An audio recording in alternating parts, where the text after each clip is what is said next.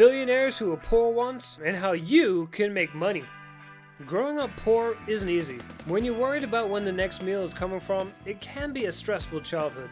But sometimes the advantage of this situation is that you aspire for more and strive to get yourself out of your poverty-ridden situation.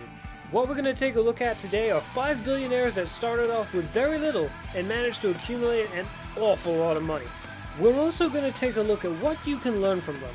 And hopefully you can take these tips on board, and who knows, you might be able to use these skills to become a billionaire yourself.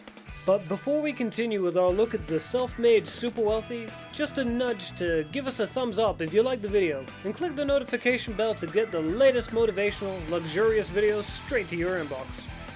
At number 5, and our first billionaire, is Howard Shultz. The Starbucks chairman and CEO has built this massive coffee giant to what we've all grown accustomed to. It's a global money-making juggernaut with 23,000 retail stores in 73 countries and a market value of about $85 billion. Shultz now has a net worth of $2.9 billion, but this used to be far from that. When he was a kid, he lived in government housing that supported his father, who had a variety of dead-end jobs. It was his will to become something different from his father that spurred him on. Shultz has said himself that what he's tried to do is build the kind of company that his father never got a chance to work for. For him, it wasn't just about earning $1 billion. He just wanted the authority to command the respect that heading up a company offers you.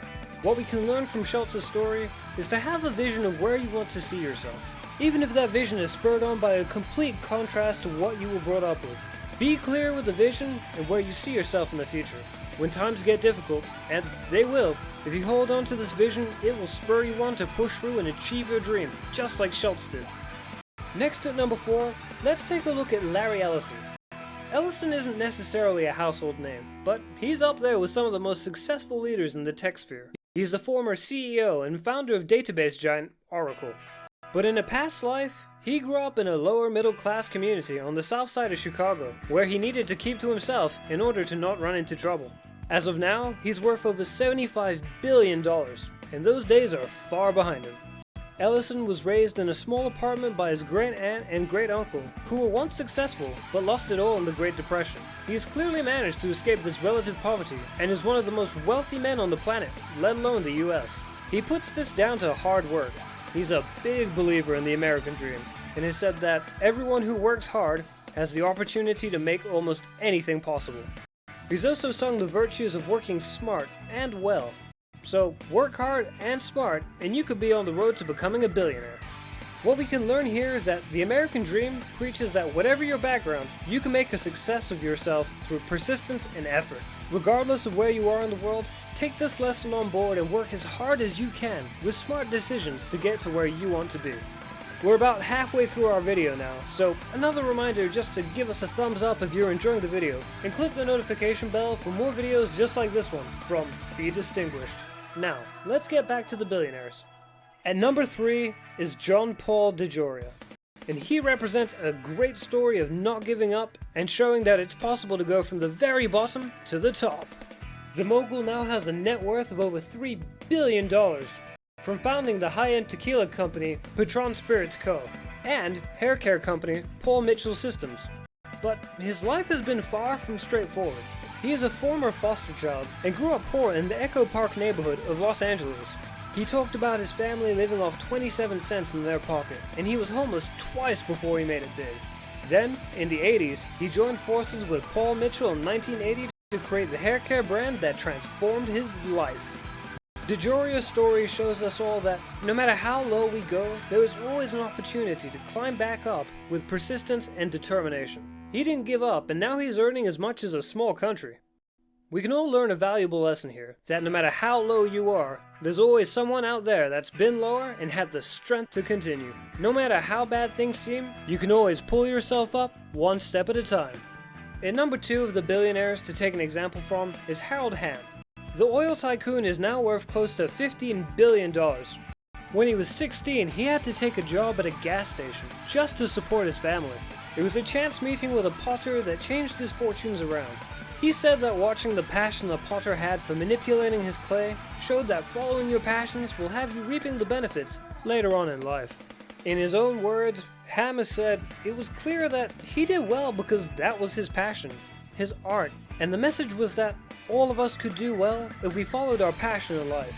Years later, and Harold Hamm is now one of the wealthiest US tycoons.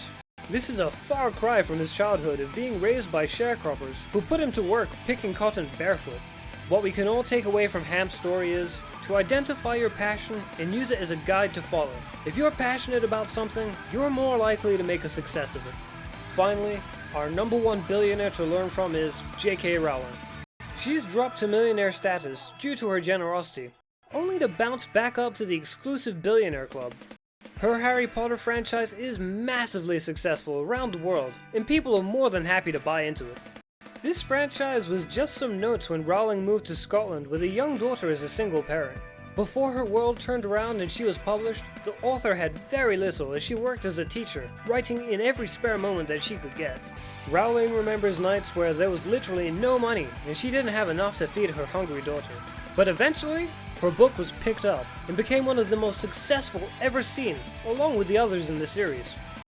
Rowling has shown that it's possible to be generous and live a life of abundance as a billionaire. She's given plenty of money away, but always managed to regain her wealth. As she's done this, she's managed to continue a principled lifestyle to maintain a positive lifestyle that has led to even more success. No matter how much we've got in our bank balance, we can all benefit from a lifestyle just like this. So, what have we learned here? Well, first off, it doesn't matter how poor you are. There's always an opportunity to become super rich. The people on this list have definitely shown that. But it's not going to be easy. Hard work and persistence is what links all of these now billionaires.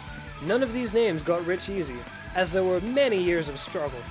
Whether it was taking on extra work, keeping their chin up when things got tough, or just finding that little spark of inspiration to fuel a vision, each of these billionaires put in the hours to get to where they are today. But if you're prepared to work hard, have goals, and stick to your principles, then there's no reason why you can't join them. What do you think about people on this list? Who do you take inspiration from? Let us know in the comments below, and remember to give us a like if you've enjoyed the video.